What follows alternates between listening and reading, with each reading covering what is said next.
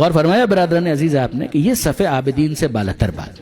پھر اس کے بعد آئیے آپ چوتھے امام سے خود سے پوچھیے. جب کسی نے کہا کہ فرزند رسول آپ کتنی عبادت کریں گے، ایسا نہ ہو کہ اس عبادت ہی کی وجہ سے آپ کی جان چلی جائے، تو چوتھے امام نے کہا کہ ذرا وہ صحیفہ منگاؤ، وہ صحیفہ لے کر آؤ. ریفر کیا کہ ذرا وہ صحیفہ لے کر، صحیفہ یعنی ایک کتاب کہ جس کے اندر میرے جد کی عبادت کا تذکرہ ہے، یعنی مولا کائنات کی عبادت کا تذکرہ ہے، وہ لے کر آؤ.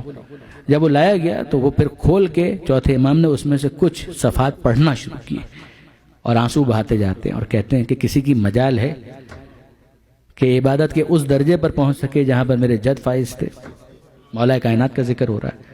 اور پھر ایک دفعہ علامہ جوادی کا جملہ ہے، وہ کہتے ہیں کہ واقعاً چوتھے امام کو حق ہے. اچھا، یہ لفظ چوتھے امام نے دربار یزید میں بھی استعمال کیا. وہ انشاءاللہ کل کی مجلس کے اندر وہ خطبہ آئے گا تو چوتھے امام کا جو خطبہ ہے وہ میں انشاءاللہ ڈسکس کروں گا کل کی مجلس کے اندر.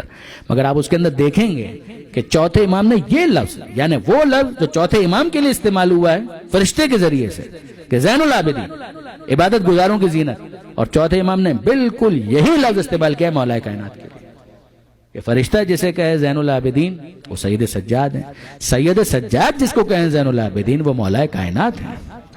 غور فرمائیے گا برادران عزیز، اور یقین جانیے برادران عزیز کہ حق یہی ہے کہ چوتھے امام یہ کہیں کہ کسی کی مجال ہے کہ کوئی اس مرتبہ عبادت تک پہنچ سکے جو میرے مولا، میرے جد کہہ رہے ہیں، میرے جد اور میرے مولا ان کا مرتبہ عبادت ہے، وہاں تک کوئی پہنچ سکتا ہے. اور حق یہی ہے اس لیے کہ یہ تو سند پیغمبر نے دی تھی مولا کائنات کو کہ جب جا رہے تھے خندق کے میدان میں تو کیا کہا تھا، اور پھر اس کے بعد جب لوٹ رہے تھے تب کیا کہا تھا.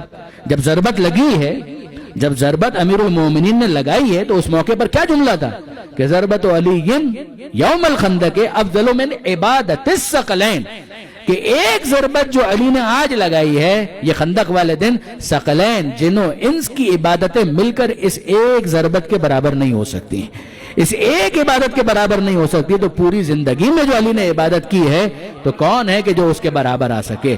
درود بھیجیے محمد و آل محمد پر.